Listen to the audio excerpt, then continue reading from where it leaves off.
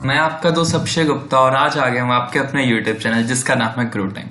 दोस्तों, आज मैं आपको एक बहुत ही अच्छी कंपनी के बारे में बताने वाला हूँ जिसका नाम आप अपनी स्क्रीन पे देख सकते हैं। उसका नाम है TCI एक्सप्रेस लिमिटेड। ठीक है, मुझे एक चीज बताइए, मैं वीडियो को स्टार्ट करने से पहले आपसे एक सिंपल सा क्वेश्चन पूछूंगा। अगर मैं आपको कहूं कि यार आप लोगों ने एक बिजनेस स्टार्ट कर लीजिए, इन्वेस्टमेंट मैं कर दूंगा। ठीक है, आप कोई भी बिजनेस स्टार्ट करने से पहले आप एक क्वेश्चन जरूर पूछेंगे कि जो भी मैं बिजनेस करूंगा क्या उसकी डिमांड है मार्केट में।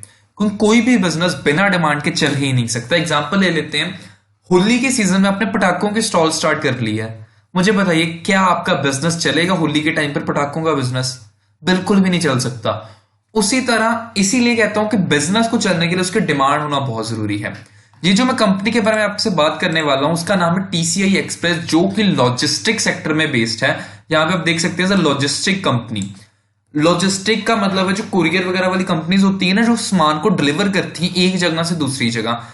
अब यहां से जो मैंने इसको मतलब बताया, आपको लग रहा हो कि यार ये छोटी सी कंपनी होगी। नहीं भाई, 7,000 करोड़ की ये कंपनी, मार्केट कैप का 7,000 शेयर का अच्छा खासा मार्केट कैप है।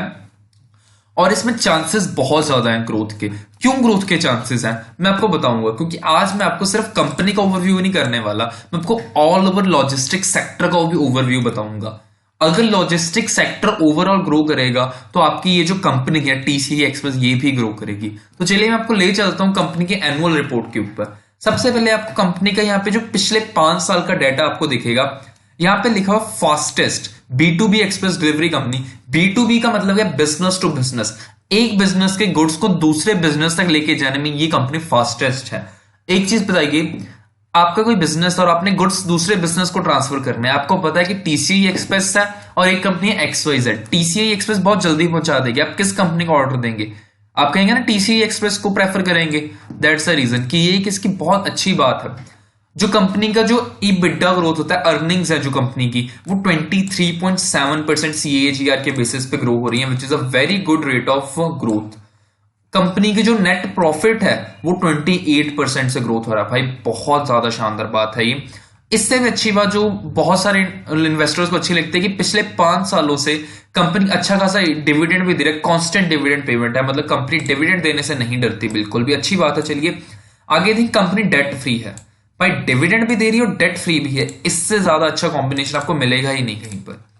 ठीक है, नेक्स्ट हम लोग चलते हैं आगे। अब आपको कंपनी के बहुत ही इंपॉर्टेंट फैक्टर्स के साथ मैं आपको दिखाऊंगा, लेकिन उससे पहले एक मैसेज है चेयरमैन सर का हमारे TCI एक्सप्रेस कंपनी के। एज वो look further into the financial year 2023 and beyond the outlook for the industry and our company remains very strong as the growth of logistics sector is fully aligned with the India's economic growth potential।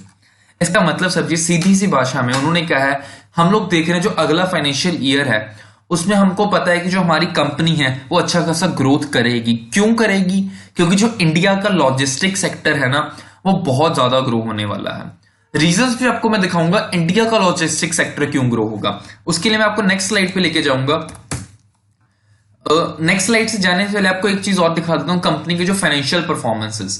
Her investor को होता है कि यार जिस company में पैसा लगाऊंगा वो फाइनेंशियली अच्छी है क्या नहीं। आप बिल्कुल निश्चिंत हो जाइए, ये कंपनी फाइनेंशियली बहुत ही ज्यादा स्ट्रॉन्ग है। 2018 से लेकर 2022 तक का डाटा यहाँ पे गिवर है। जितनी भी यहाँ पे वैल्यूज है सारी CR में है। रेवेन्यू का मतलब होता है सेल्स। 2018 में 887 CR की सेल थी, अब कंपनी कितनी करी? 1090। एक अच्छा खासा स्टेडी ग्रोथ आपको देखने को मिल रहा है रेवेन्यू में। उसके बाद आपको देखना है PAT and PAT margin, profit और उसके जो मार्जिन हैं। मैं आपको मार्जिन दिखा रहा हूं, ब्लू लाइन यहाँ पे मार्जिन शो कर रही है। 2018 में 6% का मार्जिन चल रहा था, अब कितना है? 11.8%। बहुत अच्छी बात है। जो कंपनी अपने मार्जिन को इंक्रीज कर लेगी ना भाई, मतलब वो कंपनी तो पार हो चुकी है, मतलब वो अपना सक्सेस स्टोरी लिख रही है अब। ठीक है, रिटर्न ऑन कैपिटल एम्प्लॉयड अगर कंपनी की देखें तो वो भी अच्छी खासी 35% की रिटर्न ऑन कैपिटल एम्प्लॉयड है। इस ईयर लेटेस्ट जो रिटर्न ऑन कैपिटल एम्प्लॉयड है, which is a very good return on capital employed. आगे बढ़ते हैं अब हम इंडियन लॉजिस्टिक इंडस्ट्री ओवरव्यू। आपको यहां पे मैं एक लाइन दिखा रहा हूं, यहाँ पे the logistic sector now accounts for 13 to 14% of India's estimated by NITI Aayog, currently eight $400 billion। Over the next 5 years, India's logistic market is predicted to develop at an annual compound growth rate of 8%, reaching $600 billion by 2025।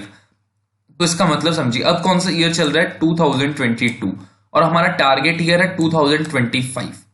ठीक है, ये कह रहे हैं कि जो logistic sector है वो हमारा $400 बिलियन का चल रहा है इस टाइम, और 2025 तक ये कितने बिलियन डॉलर का हो जाएगा, 600।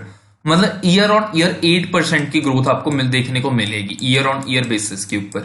तो ये बहुत अच्छी खासी ग्रोथ। अगर हमारा logistic sector 8% year on year grow होगा तो हमारा ये जो कंपनी है ये भी एटलीस्ट 15% तो ग्रो होगी ना, अगर हमारा पूरा ओवरऑल लॉजिस्टिक सेक्टर ग्रो हो रहा है 8% के रेट पे। ठीक है, अब इसके फैक्टर समझिए। ये तो हमें पता लग गया कि लॉजिस्टिक सेक्टर ग्रो होना और कितना ग्रो होना है ईयरली बेस के ऊपर। इसके फैक्टर्स क्या है, रीजंस क्या है ग्रो होने के, तो ये देख लिया। तो हमें यहाँ पे प्रोजेक्टेड दिखा रखा है भाई, इतनी अच्छी एनुअल रिपोर्ट दी है ना इस कंपनी ने। 2020 यहाँ पे आपको जो ब्लू ग्राफ दिख रहा है ये फ्रेट की एक्टिविटीज है हमारी। फ्रेट मतलब जो ट्रांसपोर्टेशन होगी, जो ट्रांसपोर्टेशन की काम हो रहा है 2020 में अब देखिए बहुत ही कम है, लगभग 3 ट्रिलियन टन किलोमीटर के हिसाब से। यहां पर बहुत ही छोटा सा बार है। 2025 में अगर आप देखें ये बार इंक्रीज होगा। 2050 तक अगर आप टारगेट लेके चलते हैं ना, मैं आपको जो वीडियो बना रहा हूं लॉन्ग टर्म इन्वेस्टिंग के लिए है। नो डाउट कई लोगों को ये वीडियो बोरिंग लग रही होगी, बट भाई ये ही सही एनालिसिस होता है। इसके ऊपर मैंने बहुत ही टाइम लगाया, मैंने इंडस्ट्री को स्टडी करा लॉजिस्टिक सेक्टर की। तो आपको प्लीज वीडियो को एंड तक जरूर देखिए। और हमारी यहाँ पे जीडीपी ग्रोथ दिखा रहा है। हम सबको पता है आने वाले समय में जो इंडिया इस टाइम चल रहा है, इंडिया का जो जीडीपी रेट है वो इंक्रीज होना ही होना है। इंडिया का जीडीपी अगर बढ़ेगा और इंडिया की फ्रेट की एक्टिविटीज हैं, ट्रांसपोर्टेशन एक्टिविटीज इंक्रीज हो रही हैं ईयर बाय ईयर। 2015 तक का एस्टिमेटेड डाटा हमें दिया है। अगर इंडिया अगर इसी ग्राफ को फॉलो करती है ना, तो आप इमेजिन भी नहीं कर सकती कि जो छोटी सी कंपनी है 7,000 करोड़ की, कल को कितने लाख करोड़ की कंपनी बन जाएगी। फ्रेट एक्टिविटीज का मतलब ट्रांसपोर्टेशन एक्टिविटीज बढ़ेंगी तो सबसे ज्यादा प्रॉफिट कौन से सेक्टर को होगा? Answer is logistic sector. Yes. अब पॉलिसीज देख ले, आप सबको पता है इंडिया में इस टाइम सबसे ज्यादा फेमस पॉलिसी है मेक इन इंडिया। अगर आप छोटे बच्चे से पूछेंगे ना मेक इन इंडिया पॉलिसी क्या है, तो वो भी एक्सप्लेन कर देगा। मेक इन इंडिया, जितने लोग गुड्स इंडिया में ज्यादा बनेंगे ना, उतना ही ज्यादा गुड्स की ट्रांसपोर्टेशन इंक्रीज होगी इंडिया में। अगेन फ्रेट की एक्टिविटीज इंक्रीज हो रहे हैं, बेनिफिट किसको होगा? लॉजिस्टिक सेक्टर को। Government logistic efficiency enhancement programme भी लॉन्च किया, एक स्कीम है जिसके कारण जो फ्रेट की ट्रांसपोर्टेशन में खर्चा आता है उसके एक्सपेंसेस को कम किया जाएगा, सब्सिडीज प्रोवाइड करेगा लॉजिस्टिक सेक्टर को। डिजिटल इंडिया एक स्कीम है। ठीक है, इस तरह से कई सारी स्कीम्स इंडियन गवर्नमेंट ने लॉन्च करी हैं जिसके कारण लॉजिस्टिक सेक्टर आने वाले समय में एक बहुत ही बूम वाला सेक्टर निकल के आएगा। मैं आपको आज वीडियो बना के बता रहा हूं, आने वाले कुछ सालों बाद आप लोग अगर इस वीडियो को ध्यान से सुन लोगे ना, तो आने वाले कुछ सालों बाद आप याद करोगे कि हाँ उस दिन वो वीडियो देख ली, समझ लिया, अच्छा करा। ईयरली फाइनेंशियल हाइलाइट्स आपको दिखाता हूं। मेरे को पिछले 2016 से डाटा अवेलेबल है यहाँ पे। देखिए 2016 में कंपनी की इनकम कितनी थी? 751 सीआर की। ठीक है, अब कितनी है? 1089। ग्रोथ देखिए आप। ऑपरेटिंग, ये इनकम को भी छोड़िए, सिर्फ ओपीएम के ऊपर फोकस कीजिए। ओपीएम मतलब ऑपरेटिंग प्रॉफिट मार्जिन। ठीक है, 23.5% के थे, अब कितने हैं? 32.22। अमेजिंग। मैंने आपको पहले ही बताया कंपनी अपने ओपीएम के ऊपर फोकस करी, ऑपरेटिंग प्रॉफिट मार्जिन्स को इंक्रीज करी। इससे अच्छा कुछ हो ही नहीं सकता किसी भी कंपनी के लिए। मोर ओवर फाइनेंस की कॉस्ट, 2016 में कंपनी फाइनेंस कॉस्ट मतलब जो लोन्स के ऊपर पैसा पे कर रही थी, ईएमआई पे कर रही थी, वो कितनी पे कर रही थी?